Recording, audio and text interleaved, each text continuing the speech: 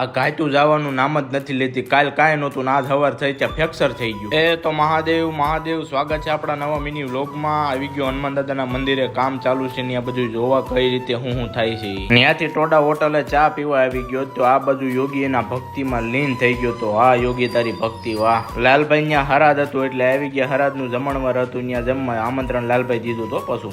અને આ બાજુ આવી ગયો હું લાઠીનો ભુવા ડાયરો બેઠો તો ત્યાં બધાને રામ રામ કરવા, એટલે બધાને લઈ લીધા વ્લોગમાં. અને આ છે અમારા રણછોડભાઈ ભુવા, જેના શ્વાસે કેટલાય જીવ જીવે છે. ભરતભાઈ માછિયા જતો તો વાડીએ કોકને ટિફિન દેવા, તો ટિફિન ખાઈ ગયો ખૂટ્યો. પછી તો હું ભરતભાઈને છો પસ્તાવ. ગરબી તો તમે ઘણી જોઈ, પણ સાંસ્કૃતિક ને પારંપરિક ગરબા જોવો હોય ને તો એકવાર આ લાઠીની મોમે ગરબીની મુલાકાત લ્યો. લાઠીથી આવી ગયો સીધો હું ઘરે. ત્યાં ઘરે આવ્યો ને ત્યાં મુખી બાપાને અમરા કાકા વહીવટ કરતા હતા. હું કરતા હતા એ કઈ ખબર ન પડી. અને જો પાદરનો પાડો પીડ્યો આડો. બપોરે આવી ગયો પાછો હનુમાન દાદાના મંદિરનું કામ ચાલુ છે. ત્યાં વરસાદ અંધાર્યો તો મેં કીધું એ પેલા પાણી છાંટી દઉં. પછી તો હું આવી ગયો હનુમાન દાદાના મંદિરની ઉપર પાણી છાંટવાનું. છાંટી દીધું બધે પાણી કમ્પ્લીટ. આજે હવારનું કોઈ છાંટ્યું નહોતું એવું મને લાગ્યું. અને આ વરસાદ સાંજે બાકાજીકી બોલાવશે એ વાત ફાઇનલ છે. રાહુલ કાકા કરમ કરવા જાય ને કાંડ થઈ જાય. પગમાં આવી ગયું ફ્રેક્ચર. ભાઈ ગામમાં લાઈટ વહી ગઈ તો હું આવી ગયો ટોડા ચાર્જિંગ કરવા. ત્યાં ચાર્જિંગ કરવા આવ્યો તો ભરતભાઈ આઈફોન જ વેચી દીધો. લ્યો શું કરવું આમાં. વરસાદે બાકાજીકી ચાલુ કરી દીધી હતી. ઘરે ઘણું જવું હતું પણ આવા વરસાદનું જવું કેમ પલીને પછી પક્કો કે ભાઈ.